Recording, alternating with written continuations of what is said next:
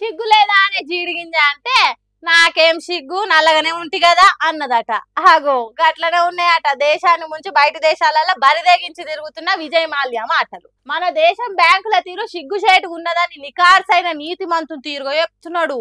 అప్పు కట్టనందుకు మాల్యా ఆస్తులు జప్తు చేసి వాటిని అమ్మే వేలమేషో రికవరీ చేసిండ్రు. అయితే ఆ వివరాలు విడుదల చేయక దాచిపెట్టి దగ చేస్తున్నదని అంటున్నాడు. సెంటర్ పైసల మంత్రి 14,100 కోట్లను రికవరీ చేసినామని చెప్పింది. కానీ బ్యాంకులు మాత్రం ఆ వివరాలు విడుదల చేస్తలేదు. అంతేకాదు నేను తీసుకున్న అప్పు కంటే ఎక్కువ నా ఆస్తుల జప్తే చేసిండ్రు. కింగ్ ఫిషర్ విమానాల మీద తీసుకున్న అప్పుకు డబల్ ట్రిబుల్ ఇంకింత ఎక్కువనే తీసుకున్నారు.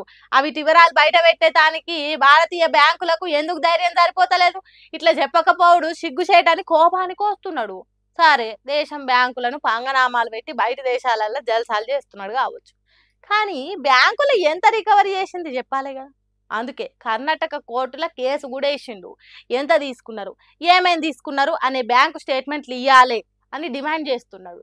మరి వాడు దేశం విడిచి దేశంలో ఉన్న బ్యాంకులను నిట్ట నిలువున ముంచి బయట దేశాలకు పోతే వానికి స్టేట్మెంట్లు ఎందుకు ఇవ్వాలి?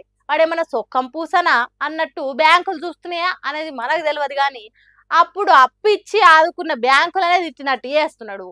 చూడాలి దానికి మన బ్యాంకులు ఎసోంటి కౌంటర్లు ఇస్తాయో.